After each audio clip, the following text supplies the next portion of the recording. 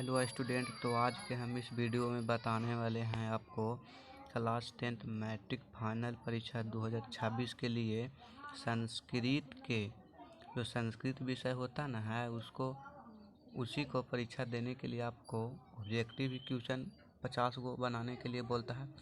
तो उसी 50 गो क्वेश्चन बनाने के लिए हम आपको इस वीडियो में 25 गो मोस्ट इम्पोर्टेंट ऑब्जेक्टिव क्वेश्चन बताने वाले संस्कृत का, जो मैं आशा करता हूं कि आपको बोर्ड परीक्षा में 10 न तो 15 गो जरूर इसी में से देखने को मिलेगा। तो चलिए हम बिना देर किए आप इस टॉपिक को शुरू करते हैं। तो चलिए यहाँ पे हम देखते हैं question number first. Question number first क्या कह रहा है? मंगलम पाठ में कुल कितने मंत्र हैं? मंगलम पाठ में कुल कितने मंत्र हैं? ऑप्शन ए है 5 मंत्र है, ऑप्शन बी 10 है, ऑप्शन सी 25 है, ऑप्शन डी 15 है। तो इसका सही आंसर हो जाएगा ऑप्शन ए, मंगलम पाठ में 5 मंत्र है। अब क्वेश्चन नंबर दूसरा देखते हैं। क्वेश्चन नंबर दूसरा क्या कह रहा है? क्वेश्चन नंबर दूसरा कह रहा है कि महान से भी महान क्या है? महान से भी महान क्या है? तो ऑप्शन ए है आत्मा है, ऑप्शन बी परमात्मा है, ऑप्शन सी संसार है कि ऑप्शन डी इनमें से कोई नहीं है। तो महान से भी महान, आपको इसका सही आंसर हो जाएगा दोस्तों आत्मा है। महान से महान क्या है? आत्मा है। ऑप्शन नंबर तीसरा देखते हैं। ऑप्शन नंबर तीसरा क्या कह रहा है? ऑप्शन तीसरा कह रहा है किसकी जीत नहीं होती है? किसकी जीत नहीं होती है? इस क्वेश्चन का अगर आंसर आपको पता होगा तो कमेंट करिएगा ज़रूर, हम देखेंगे। तो कह रहा है तीसरा क्वेश्चन किसकी जीत नहीं होती है? सत्य के, असत्य के, ऑप्शन सी धर्म के, ऑप्शन डी शक्ति के। तो इसका सही आंसर हो जाएगा ऑप्शन बी, असत्य के जीत कभी नहीं होती है दोस्तों, हमेशा याद रखना। कहेगा बोर्ड परीक्षा में कि जीत किसकी होती है तो सत्य के हो जाएगा, लेकिन यहाँ पे पूछा है किसकी जीत नहीं होती है, ध्यान देना है। किसकी जीत नहीं होती है तो असत्य हो जाएगा। ये कहता है कि किसका जीत होता है तो यहाँ पे सत्य हो जाता है, लेकिन अभी बिल्कुल यहाँ पे किसकी जीत नहीं होती है, इसलिए हम असत्य पर मारेंगे। चलिए अब क्वेश्चन नंबर चौथा देखते हैं। क्वेश्चन नंबर चौथा क्या कह रहा है?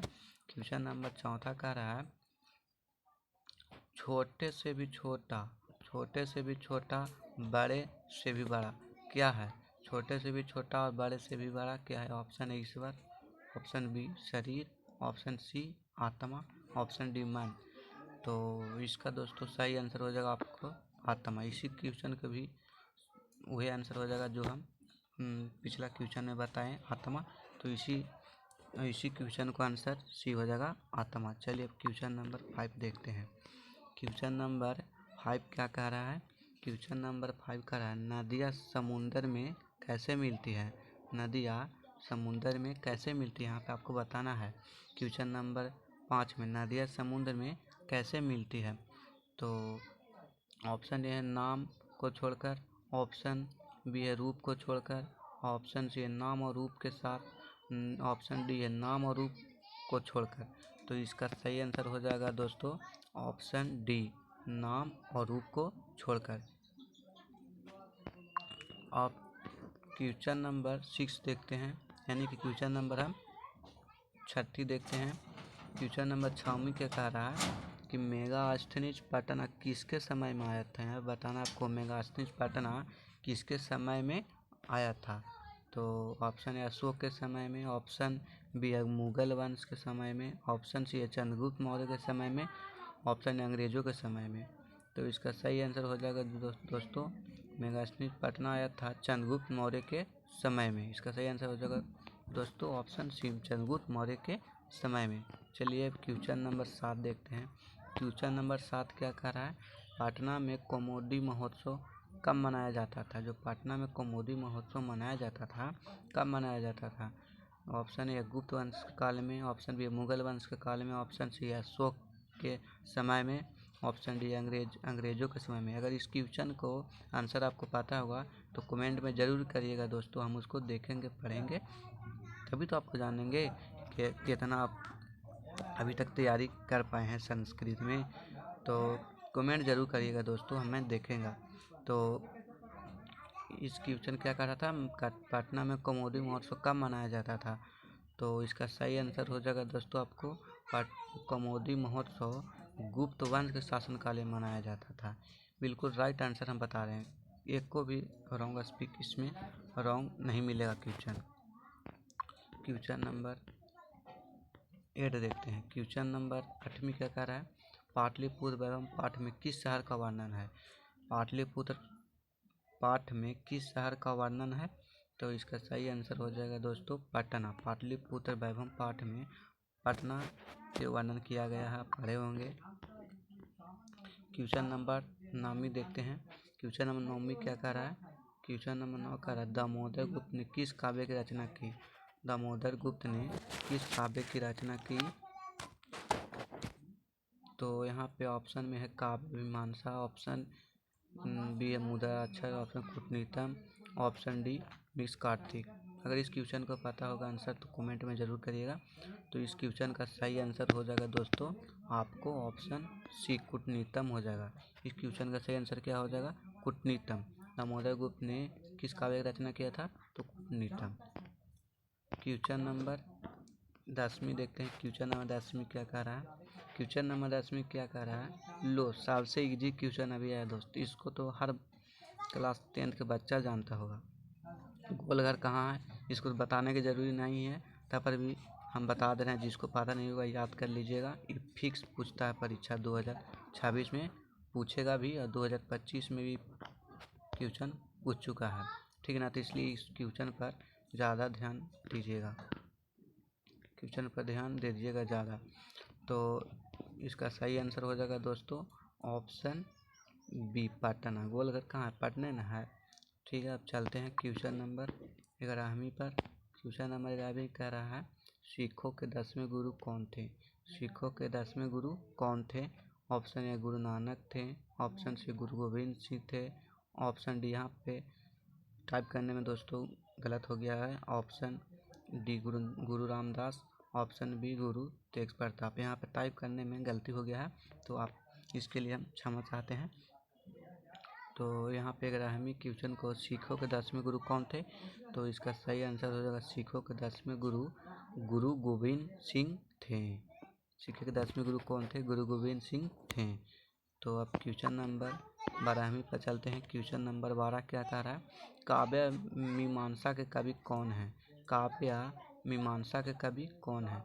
तो काव्य मीमांसा के कवि ऑप्शन बी राजशेखर है। काव्य मीमांसा के कवि कौन है, तो राजशेखर है। इस क्वेश्चन जितना बताया दोस्तों बहुत बढ़िया से याद कर लीजिएगा, प्रैक्टिस कर लीजिएगा इसको, क्योंकि ज़रूर हम बोल रहे हैं 5 से 10 ज़रूर देखने को मिल जाएगा, इसी में से मिलेगा, मैं आशा करता हूँ, ठीक। तो अब क्वेश्चन नंबर 13 देखते हैं। क्वेश्चन नंबर 13 का रहा है आलस साल में आग लगने पर कितने लोग नहीं भागे। आलसशाला में आग लगा था तो कितने लोग नहीं भागे थे।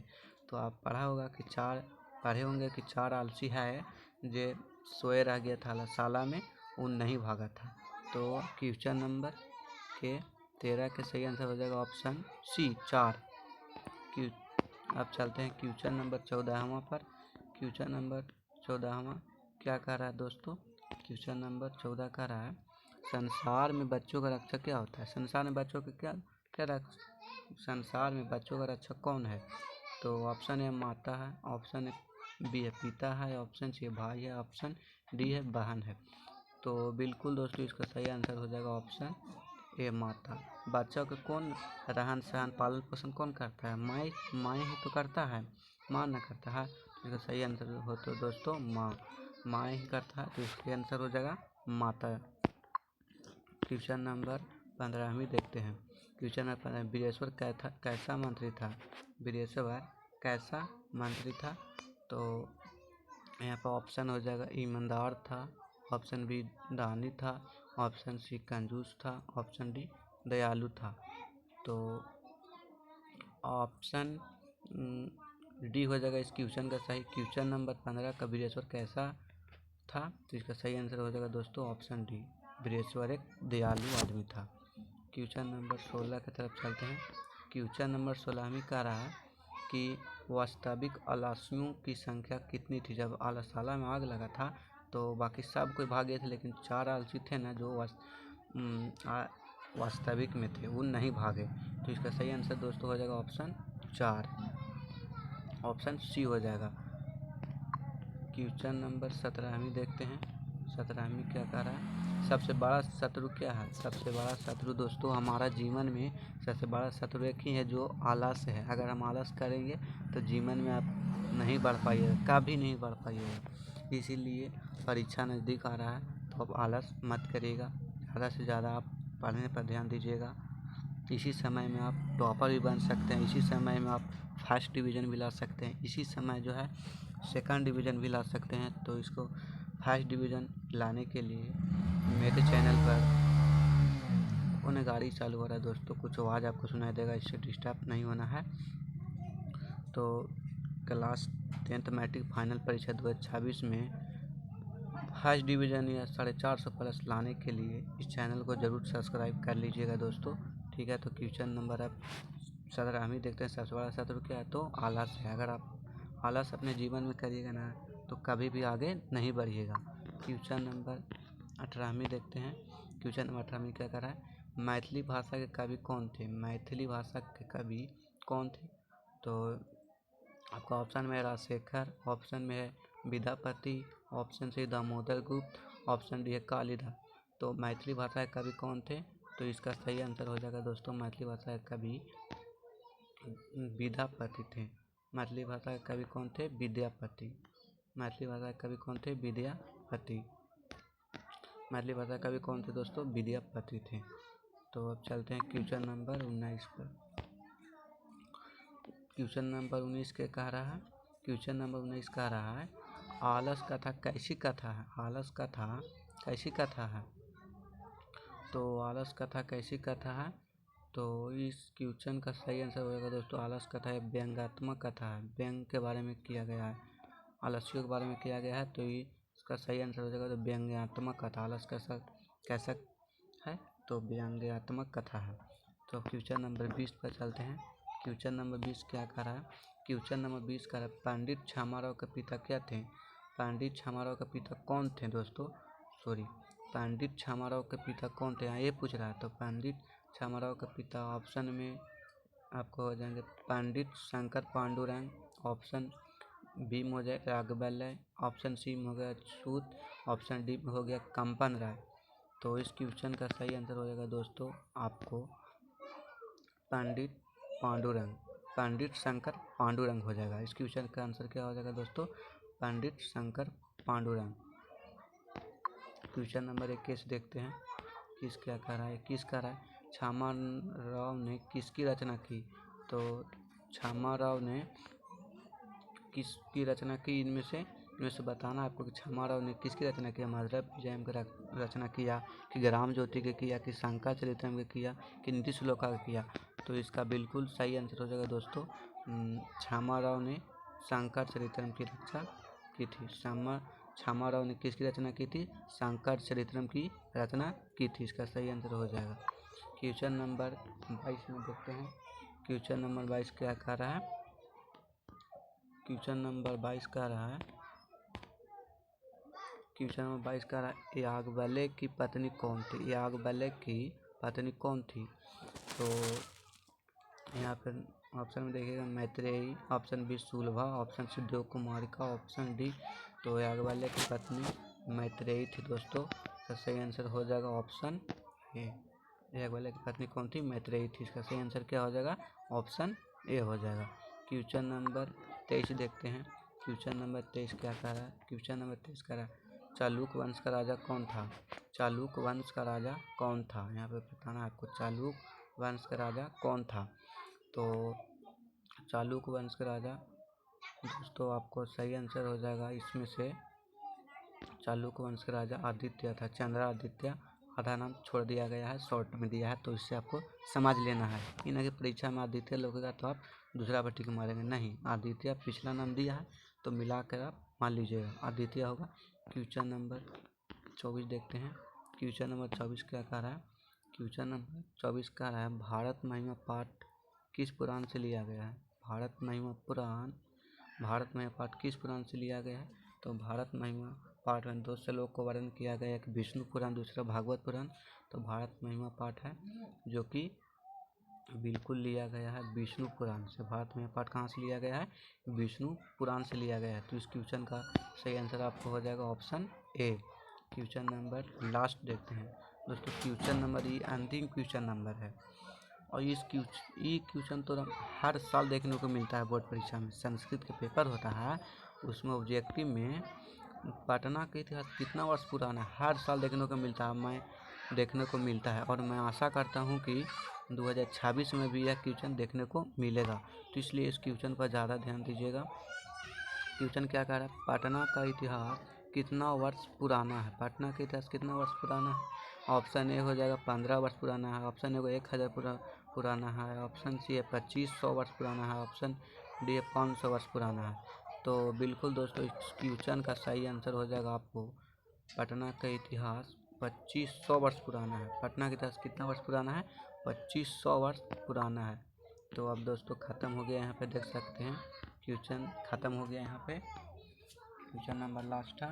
आपको ये सब इतना क्वेश्चन नंबर पढ़ा दिए, ये बहुत है और मैं आशा करता हूँ कि आपको इन्हीं 25 क्वेश्चन में से 10-15 को ज़रूर देखने को मिलेगा बोर्ड परीक्षा में। तो देखने को मिलेगा तो हम अपना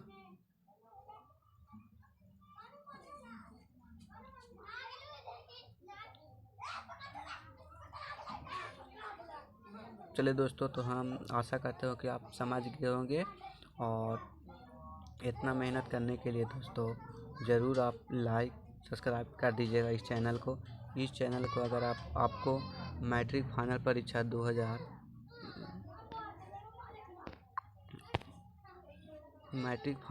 2026 में आपको बढ़िया रैंक लाना है दोस्तों, तो इस चैनल का ज़रूर सब्सक्राइब कर लीजिएगा।